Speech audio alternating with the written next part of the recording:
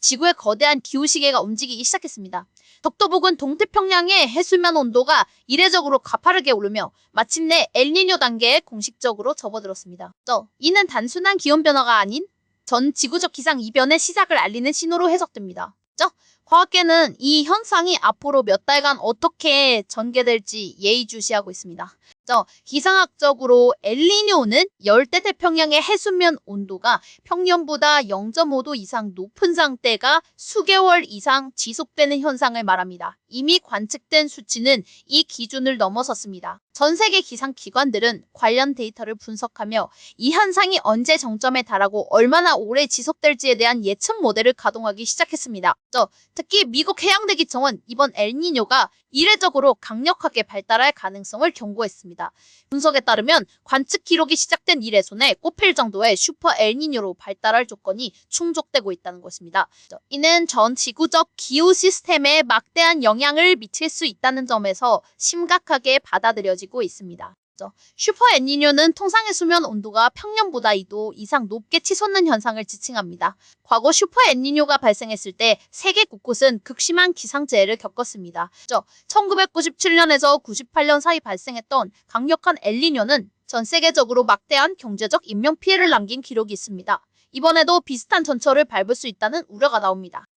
엘니뇨 현상의 핵심은 태평양을 가로지르는 거대한 열에너지의 이동입니다. 평소 동쪽에서 서쪽으로 부는 무역풍이 약해지면 서태평양에 모여있던 따뜻한 바닷물이 동태평양으로 역류합니다.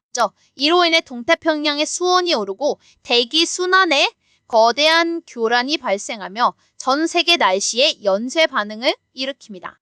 이 현상은 태평양을 사이에 둔 대륙들의 극단적으로 다른 날씨를 몰고 옵니다. 따뜻한 바닷물이 몰려간 남아메리카 서부 해안에는 강력한 비구름이 형성되어 폭우와 홍수 위험이 커집니다. 반면 아시아와 호주 지역은 따뜻한 해수층이 얇아지면서 하강 기류가 발달해 극심한 가뭄과 폭염에 시달릴 가능성이 높아집니다. 역사적으로 엘니뇨 시기 아시아 지역은 기록적인 폭염과 가뭄을 자주 겪었습니다. 대기가 건조해지면서 산불 위험이 급증하고 강수량이 줄어들어 생활용수와 농업용수 부족 사태가 발생하곤 했습니다. 특히 농업에 대한 의존도가 높은 국가들은 식량 생산에 직접적인 타격을 입을 수밖에 없습니다. 이러한 우려는 이미 현실로 나타나고 있습니다. 인도와 태국, 인도네시아, 호주 등 아시아 태평양 지역의 주요 곡창지대에서는 때에 이른 고온 건조 현상으로 파종이나 수확에 차질이 빚어지고 있다는 보도가 잇따르고 있습니다. 농부들은 말라가는 작물을 보며 깊은 시름에 잠겨 있습니다. 농작물 생산 감소는 곧바로 식량 가격 상승으로 이어질 수 있습니다. 쌀, 설탕, 팜유 등 주요 농산물의 국제 가격이 엘니뇨의 영향으로 불안정해질 수 있다는 전망이 나옵니다. 이는 각국의 경제뿐만 아니라 전 세계 식량 안보에 중대한 위협 요인이 될 수 있다는 분석으로 이어집니다. 반대편 북미와 남미 대륙의 서부 지역은 정반대의 상황에 대비해야 합니다. 따뜻해진 동태평양 바다는 허리케인과 같은 열대성 폭풍에 더 많은 에너지를 공급할 수 있습니다. 이는 평소보다 더 강력하고 파괴적인 폭풍이 발생할 가능성을 높이며 해안 지역에 큰 피해를 줄 수 있습니다. 또한 대기의 수증기 공급이 늘어나면서 특정 지역에 집중적인 폭우가 쏟아질 위험도 커집니다. 단시간에 쏟아지는 비는 산사태나 도시 침수로 이어질 수 있어 재해 예방 시스템에 대한 철저한 점검이 요구되는 상황입니다. 과거 엘니뇨 시기에도 이 지역들은 심각한 홍수 피해를 겪은 바 있습니다. 수십 년간의 연구에도 불구하고 엘니뇨가 발생하는 정확한 원인은 아직 명확히 규명되지 않았습니다. 수년 주기로 발생하는 자연적인 현상으로 알려져 있지만 무엇이 그 주기를 조절하고 강도를 결정하는지에 대해서는 여전히 많은 과학적 질문이 남아 있습니다. 이는 기후 예측의 불확실성을 높이는 요인 중 하나입니다. 다만 많은 과학자들은 지구온난화가 엘니뇨 현상을 더욱 강력하게 만들고 있다는 데 동의하고 있습니다. 지구 전체의 평균 해수면 온도가 상승하면서 엘니뇨가 발달할 수 있는 기본적인 에너지 양이 늘어났다는 분석입니다. 즉, 자연현상에 인위적인 요인이 더해져 그 파괴력이 증폭될 수 있다는 것입니다. 더욱 우려스러운 점은 엘니뇨와 지구온난화가 서로를 가속하는 양의 대목임 관계에 있다는 가설입니다. 엘니뇨가 바다에 저장된 막대한 양의 열을 대기로 방출하면 지구 평균 기온이 상승하고 이렇게 더워진 지구가 다시 더 강력한 엘니뇨를 유발하는 악순환이 이어질 수 있다는 가능성이 거론됩니다. 엘니뇨는 지구의 거대한 열 저장고인 태평양의 뚜껑을 여는 것과 같습니다. 평소 바다 깊은 곳에 저장되어 있던 열이 대기 중으로 대거 방출되면서 전 지구의 평균 기온을 단기간에 끌어올리는 효과를 냅니다. 이 때문에 엘니뇨가 발생한 다음에 기록적인 고온 현상이 나타나는 경우가 많았습니다. 이러한 과학적 근거를 바탕으로 내년이 역사상 가장 뜨거운 해가 될 것이라는 전망이 나오고 있습니다. 이미 지구온난화로 인해 매년 기온 기록이 경신되는 추세 속에서 엘니뇨의 가세는 기온 상승에 기름을 붓는 격이 될 수 있습니다. 이는 인류의 건강과 생태계 전반에 심각한 스트레스를 줄 것입니다.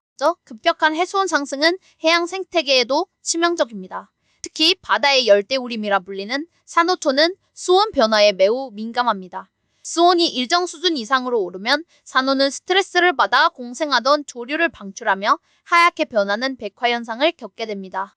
백화현상이 장기간 지속되면 산호는 결국 죽게 되고 산호초를 터전으로 삼던 수많은 해양 생물이 살아갈 곳을 잃게 됩니다. 과거 1998년 슈퍼 엘니뇨 당시 전 세계 산호초의 상당 부분이 이 백화현상으로 파괴된 아픈 기록이 있습니다. 이번에도 비슷한 규모의 생태적 재앙이 재현될 수 있다는 약한 가설이 제기됩니다. 기후변화는 단순히 날씨의 문제가 아니라 경제의 문제입니다. 가뭄으로 인한 농업 피해, 홍수로 인한 사회 기반, 시설 파괴, 어획량 감소 등은 모두 막대한 경제적 손실로 이어집니다. 특히 기후재해에 취약한 개발도상국들은 더 큰 타격을 입을 수밖에 없어 국제적인 불평등을 심화시킬 수도 있습니다. 세계는 복잡한 공급망으로 연결되어 있습니다. 한 지역의 가뭄으로 인한 농산물 생산 차질은 전 세계의 식탁 물가에 영향을 미칩니다. 또 다른 지역의 홍수로 공장 가동이 중단되면 지구 반대편의 상품 공급에 문제가 생길 수 있습니다. 엘니뇨는 이처럼 세계 경제에 약한 고리를 위협할 수 있습니다. 궁극적으로 기상이변은 사회의 안정을 위협합니다. 물과 식량 부족은 생존의 문제와 직결되며 이는 때로 지역사회의 갈등을 유발하는 요인이 되기도 합니다. 엘니뇨와 같은 기후현상에 대한 대응은 단순한 재해 복구를 넘어 장기적인 사회 안정망을 구축하는 차원에서 접근해야 합니다. 이러한 위협에 맞서기 위해 전 세계 과학자들은 인공위성과 해양 관측 부표 등 첨단 장비를 이용해 엘니뇨의 발달 상황을 실시간으로 감시하고 있습니다. 정확한 예측은 각국 정부와 사회가 기상재해에 미리 대비하고 피해를 최소화할 수 있는 귀중한 시간에 벌어질 수 있기 때문입니다. 현재 동태평양의 해수면 온도는 계속해서 상승 곡선을 그리고 있습니다. 앞으로 몇 달이 이번 엘니뇨의 강도와 규모를 결정하는 중요한 시기가 될 것입니다.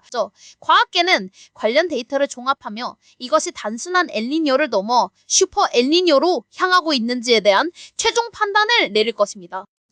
분명한 것은 우리는 이미 기후변화의 시대에 살고 있다는 사실입니다. 엘니뇨는 그 변화가 얼마나 극적이고 광범위하게 나타날 수 있는지를 보여주는 하나의 거대한 예고편과 같습니다. 인류가 이 거대한 자연의 경고 앞에서 어떤 지혜를 발휘하고 어떻게 협력해 나갈지 전 세계가 지켜보고 있습니다.